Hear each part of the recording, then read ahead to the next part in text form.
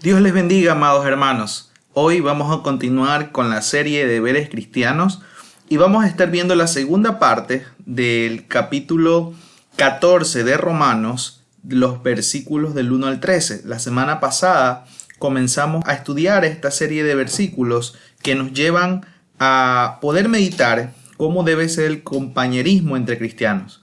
Me gustaría que para poder ir a las Escrituras y recordar un poco también lo que estuvimos viendo la semana pasada, podamos orar al Señor y rogarle a Dios que sea Él dirigiendo cada cosa que hemos de decir en esta enseñanza para la honra y gloria de Él. Amado Señor, te damos gracias por este día, gracias porque usted nos permite venir a su palabra y poder comprender un día más, Señor, la verdad que tiene para nosotros, Señor. Rogamos y pedimos que sea usted hablando en nuestros corazones, Señor, y corrigiendo toda cosa, Señor, que hemos estado haciendo mal, Padre, porque queremos glorificarle y queremos hacer las cosas como a usted le agradan, Señor. Queremos caminar en su verdad y vivir en temor hacia usted, Padre Santo. Y le rogamos que a través de su Espíritu Santo ponga sabiduría para que cada cosa que digamos y hagamos, Señor, sea conforme a tu voluntad. En el nombre poderoso de Jesús. Amén y amén. Ok, la semana pasada estuvimos viendo la primera parte de el capítulo 14 de Romanos, los versículos del 1 al 9. Y voy a leer nuevamente para que podamos entender el contexto de lo que hoy vamos a tratar. Dice la palabra del Señor: acepten a los creyentes que son débiles en la fe y no discutan acerca de lo que ellos consideran bueno o malo. Por ejemplo, un creyente piensa que está bien comer de todo, pero otro creyente, con una conciencia sensible, come solo verduras. Los que se sienten libres para comer de todo no deben menospreciar a los que no sienten la misma libertad. Y los que no comen determinados alimentos no deben juzgar a los que sí los comen, porque a esos hermanos Dios los ha aceptado. ¿Quién eres tú para juzgar a los sirvientes de otro? Su amo dirá si quedan en pie o caen, y con la ayuda del Señor quedarán en pie y recibirán la aprobación de Él. Del mismo modo, algunos piensan que un día es más sagrado que otro, mientras que otros creen que todos los días son iguales. Cada uno debería estar plenamente convencido de que el día que elija es aceptable. Los que adoran al Señor un día en particular lo hacen para honrarlo a Él. Los que comen toda clase de alimentos lo hacen para honrar al Señor, ya que le dan gracias a Dios antes de comer. Y los que se niegan a comer ciertos alimentos también quieren agradar al Señor y le dan gracias a Dios, pues no vivimos para nosotros mismos ni morimos para nosotros mismos. Si vivimos es para honrar al Señor y si morimos es para honrar al Señor. Entonces, tanto si vivimos como si morimos pertenecemos al Señor. Cristo murió y resucitó con este propósito: ser Señor de los vivos y de los muertos. Ahora, recordemos un poco los puntos principales de esta primera parte que estuvimos estudiando la semana pasada. Lo primero es que para tener un compañerismo cristiano, Pablo dice que nosotros tenemos que estar siempre aceptando como Cristo a nuestros hermanos en la fe, así como Cristo lo hacía y aceptó a todas las personas, aún nosotros siendo pecadores, es con la misma actitud que nosotros debemos aceptar a nuestros hermanos en la fe. Y al hermano débil se lo acepta, no se lo rechaza por ningún motivo. Nosotros en medio de esa debilidad debemos poner una barrera de rechazo en contra de nuestros hermanos a pesar de que exista cierta inmadurez espiritual. Y debemos evitar discutir por asuntos dudosos en la conducta cristiana. Recordemos que el contexto de estos versículos y de estas palabras que menciona Pablo en esta carta a los cristianos en Roma precisamente le está hablando de problemáticas que se daban entre cristianos. No necesariamente está hablando de problemáticas de pecado, sino de temas dudosos, de temas en los cuales se invita a los cristianos a que tengan cuidado debido a que hay ciertos actos que se dan o no dentro del vivir cristiano y del caminar diario por cuestiones de conciencia. Y por este tipo de asuntos dudosos nosotros debemos evitar discutir y evitar dar un veredicto que vaya a ser algo que cause cierto mal a nuestros hermanos en la fe. El segundo punto que estábamos viendo la semana pasada nos invitaba a que nosotros siempre estemos reconociendo la obra de Cristo en nuestros hermanos. No es nuestra tarea dar veredictos y condenar a nuestros hermanos débiles en la fe. Es una tarea que le corresponde a Dios y nosotros no podemos estar dando veredictos acerca de la conducta de nuestros hermanos. Todos los cristianos tenemos un solo amo a quien le pertenecemos y es Dios quien ocupa ese lugar y es Dios el dueño de nuestras vidas y de nuestras almas y es a Él el que rendimos cuentas en primer lugar y debemos confiar en las obras de santificación que Dios revela a cada hermano, confiando en que el Espíritu Santo es el que nos permite ir creciendo cada día en la fe y podamos confiar en esa obra que hace el Espíritu Santo en cada uno de nosotros. El punto 3, decíamos que debemos estar constantemente reconociendo la honra y gratitud a Cristo en mis hermanos. Un creyente debe hacer las cosas por convicción y no solo por obligación. Nosotros sabemos que las cosas que hacemos las hacemos por fe y no solamente porque somos parte de algún tipo de religión o de algún tipo de congregación o de algún tipo de norma o conducta que se nos dicte dentro de una institución religiosa. Entonces debemos entender que las cosas que hacemos las hacemos creyendo que es así que el Señor se agrada, no solamente porque nos han dicho que lo hagamos sin ningún tipo de amor o algún tipo de gratitud y honra hacia nuestro Señor.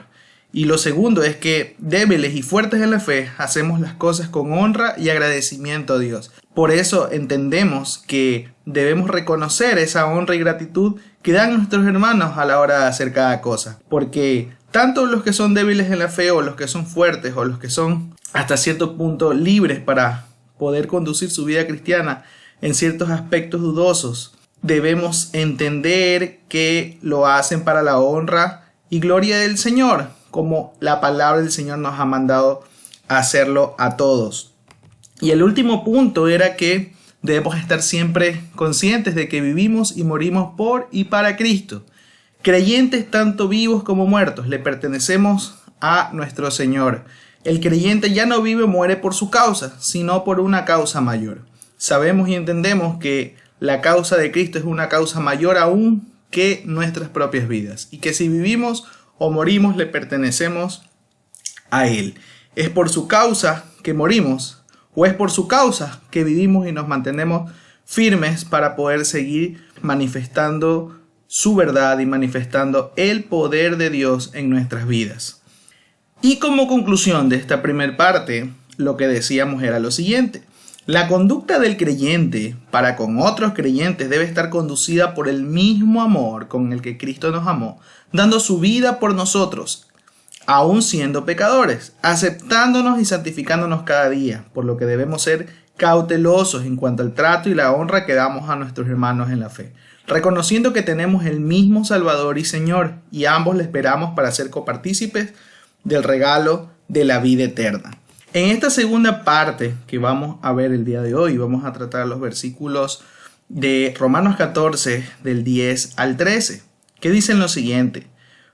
¿Por qué entonces juzgas a otro creyente? ¿Por qué menosprecias a otro creyente? Recuerda que todos estaremos delante del tribunal de Dios. Pues dicen las Escrituras, tan cierto como que yo vivo, dice el Señor, toda rodilla se doblará ante mí y toda lengua declarará lealtad a Dios. Es cierto, cada uno de nosotros tendrá que responder por sí mismo ante Dios, así que dejemos de juzgarnos unos a otros. Por el contrario, propóngase vivir de tal manera que no causen tropiezo ni caída a otro creyente. El primer punto es que tengamos cuidado con el menosprecio. El versículo 10 y el versículo 11 nos introduce con dos preguntas y nos dice ¿por qué entonces juzgas a otro creyente? ¿Por qué menosprecias a otro creyente? Y nos pide que recordemos que todos estaremos delante del tribunal de Cristo y cita las Escrituras que las encontramos en Isaías capítulo 45 versículos 22 y 23 acerca de que el Señor es el justo juez ante el cual toda rodilla se doblará y toda lengua declarará la lealtad y el señorío de Dios. Lo primero que vemos acá es que la palabra del Señor siempre nos invita y nos permite exhortar, corregir y animar, pero jamás menospreciar a nuestros hermanos en la fe. Segunda de Timoteo, capítulo 4, versículo 2 dice: predica la palabra de Dios, mantente preparado, sea o no el tiempo oportuno, corrige, reprende y anima a tu gente con paciencia y buena enseñanza. Son los consejos de Pablo a Timoteo. Primera de Tesalonicenses capítulo 5 versículo 11 dice: así que aliéntense y edifíquense unos a otros, tal como ya lo hacen. Y el mismo libro de Romanos en el capítulo 12 versículo 3 dice: basado en el privilegio y la autoridad que Dios me ha dado, le advierto a cada uno de ustedes lo siguiente: ninguno se crea mejor de lo que realmente es. Sean realistas al evaluarse a ustedes mismos, háganlo según la medida de fe que Dios les haya dado. Pablo mismo, y ya lo habíamos estudiado en estudios anteriores, y Pablo siempre nos invita a que jamás nos creamos mejores que otros y que seamos realistas a la hora de evaluarnos a nosotros mismos. Eso nos hace que no podamos mirar por debajo a otros por cuanto no tienen los mismos hábitos cristianos o las mismas opiniones con respecto a ciertos temas dudosos. Recuerden que estamos hablando del compañerismo entre cristianos. No estamos hablando del trato entre cristianos e inconversos. Estamos hablando de la hermandad que debe haber entre cristianos. Y a pesar de nuestras diferentes opiniones que tengamos a ciertos aspectos que la Biblia muchas veces no es 100% clara y tal vez hay mucho tema que tengamos que hablar y tengamos que discernir en el Señor y lo vayamos entendiendo conforme el Espíritu Santo nos va dando luz, eso no es motivo para que nosotros menospreciemos a otro y hagamos de menos a nuestros hermanos en la fe. Lo siguiente es que no debemos robar la autoridad de Dios como juez. Como decía, Pablo en estos dos versículos cita específicamente a Isaías capítulo 45. Vamos a leer el versículo 22 y 23, que dice lo siguiente: que todo el mundo me busque para la salvación, porque yo soy Dios y no hay otro. He jurado por mi propio nombre, he dicho la verdad y no faltaré a mi palabra. Toda rodilla se doblará ante mí y toda lengua me declarará su lealtad. Lo que nos invita a meditar acerca de quién es Dios y la autoridad de Él para que toda rodilla un día se doble delante de Él y toda lengua confiese que Él es el Señor. En Ezequiel capítulo 18 versículo 30 al 32 dice: por lo tanto, pueblo de Israel, juzgaré a cada uno de ustedes según sus acciones, dice el Señor soberano. Arrepiéntete y apártate de tus pecados. No permitas que tus pecados te destruyan. Deja atrás tu rebelión y procura encontrar un corazón nuevo y un espíritu nuevo. ¿Por qué habrías de morir, oh pueblo de Israel? No quiero que mueras, dice el Señor soberano. Cambia de rumbo y vive. Segunda de Timoteo, capítulo 4, versículo 8 dice: ahora me espera el premio, la corona de justicia que el Señor, el juez justo, me dará el día de su regreso. Y el premio no solo para mí, sino para todos los que esperan con anhelo su venida. Y Santiago capítulo 1 versículo 12 dice: Dios bendice a los que soportan con paciencia las pruebas y las tentaciones, porque después de superarlas recibirán la corona de vida que Dios ha prometido a quienes lo aman. Sabemos que Dios es el único juez justo, y así como un día va a venir a traer el justo juicio para aquellos que hemos creído en el Señor, vida eterna, y para aquellos que no han creído en el Señor, el castigo eterno, nosotros sabemos que los cristianos todos compareceremos ante el tribunal de Cristo. Y este tribunal de Cristo, donde todos confesaremos, los conversos, que Cristo es el Señor, seremos premiados. El tribunal de Cristo no es para verificar la salvación de una persona, no, porque todos hemos sido salvos y tenemos seguridad de salvación en Cristo. El tribunal de Cristo habla de ese premio y de esa corona de justicia que el Señor, el juez justo, nos dará el día de su regreso. Y el premio, dice Pablo, no es solo para mí, sino para todos los que esperan con anhelo su venida. Y entonces nosotros recibiremos esas coronas de justicia, esas coronas de vida que Dios ha prometido para a todos aquellos que los aman. Y esas coronas y el tribunal de Cristo precisamente nos habla de la autoridad de Cristo como juez, la autoridad de Dios como el juez supremo, el juez justo, del cual nosotros no podemos suplantar, del cual nosotros no podemos robar dicho rol o dicha autoridad. ¿Y por qué traigo a colación esto? Una vez más, porque es necesario que nosotros sepamos que somos llamados a discernir si una acción es correcta o no.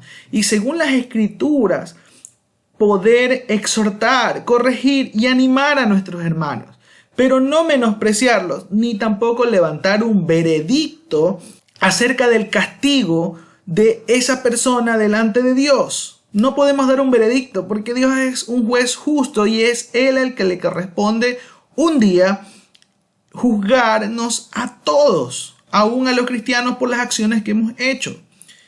Mateo capítulo 7, versículo del 1 al 6, Jesús dijo lo siguiente: no juzguen a los demás y no serán juzgados, pues serán tratados de la misma forma en que traten a los demás.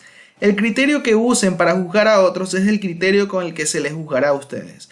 ¿Y por qué te preocupas por la astilla en el ojo de tu amigo cuando tú tienes un tronco en el tuyo? ¿Cómo puedes pensar en decirle a tu amigo, déjame ayudarte a sacar la astilla de tu ojo, cuando tú no puedes ver más allá del tronco que está en tu propio ojo? Hipócrita, primero quita el tronco de tu ojo, pues después verás lo suficientemente bien para ocuparte de la astilla en el ojo de tu amigo.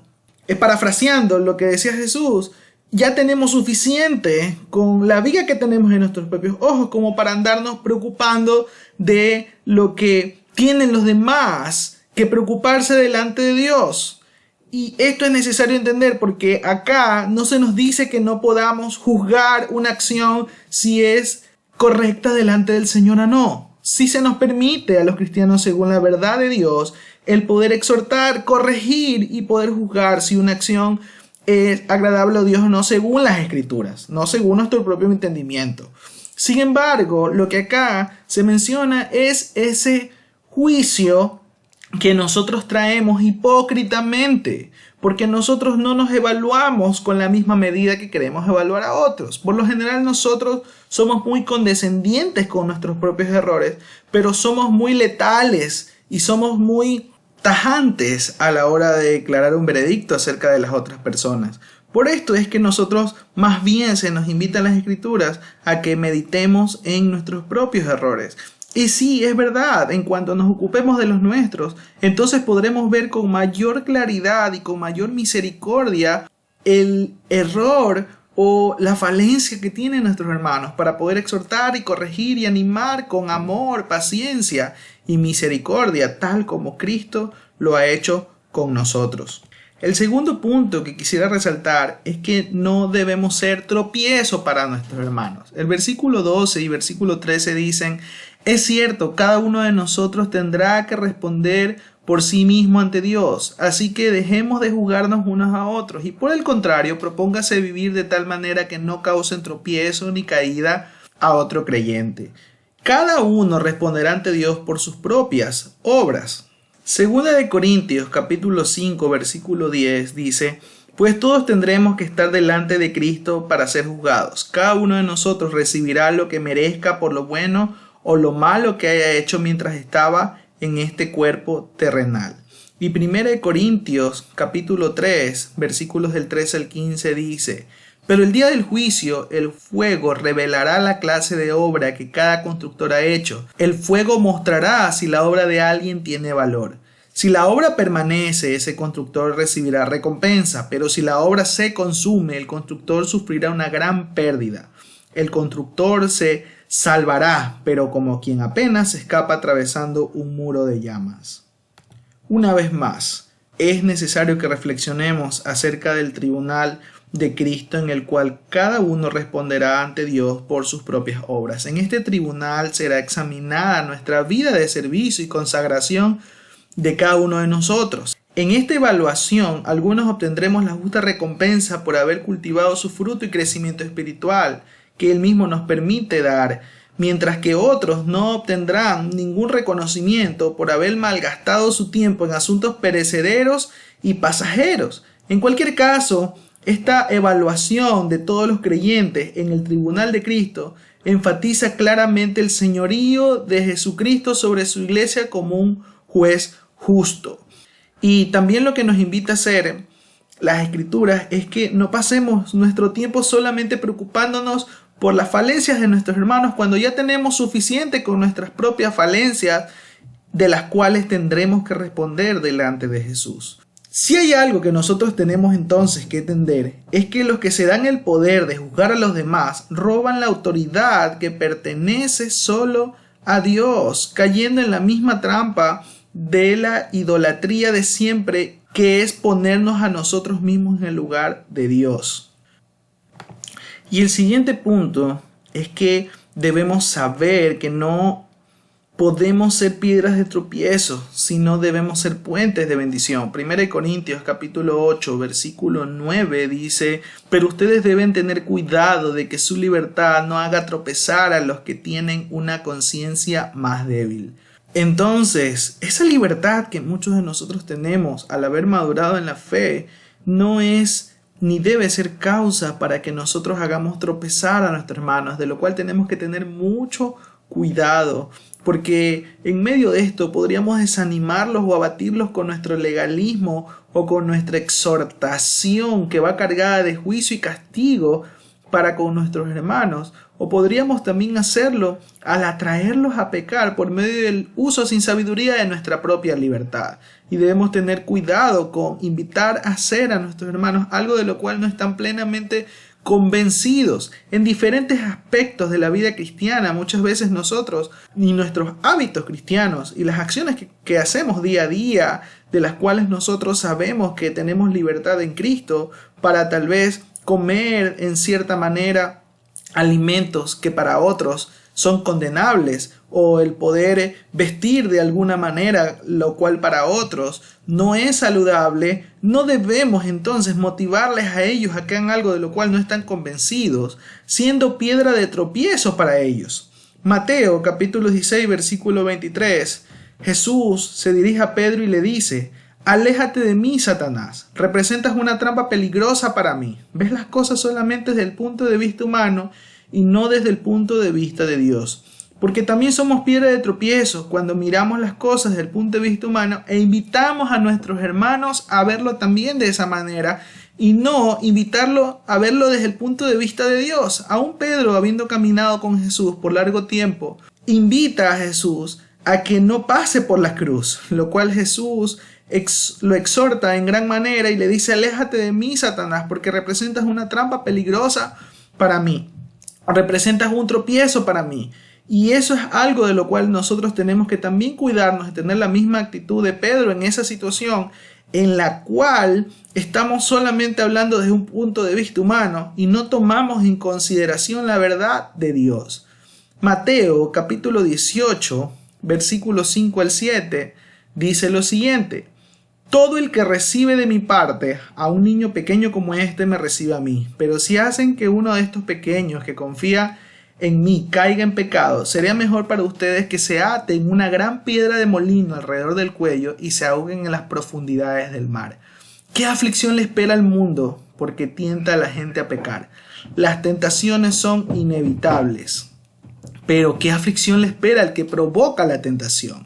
Y acá Jesús, hablando acerca de los niños precisamente, habla del cuidado que nosotros tenemos que tener en no ser piedras de tropiezo para que los niños puedan crecer y no ser tentados para caer.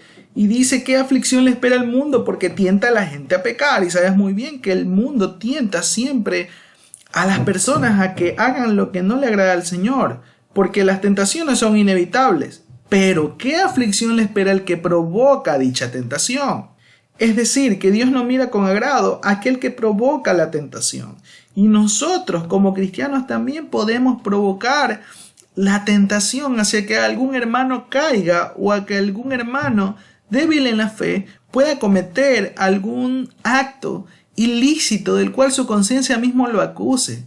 Y hay varios ejemplos de los cuales Ya hemos mencionado algunos con respecto a los alimentos, con respecto al día de reposo, también actualmente con respecto a la vestimenta o tal vez incluso en algún tema doctrinal, cómo nosotros podemos traer duda en sus corazones, de lo cual estando firmes nosotros podemos incluso al acusarles, al criticarles duramente o al levantar un veredicto del cual nosotros podamos decir y herir el corazón de nuestro hermano, y se ha tentado a abandonar lo que ha considerado correcto delante del Señor.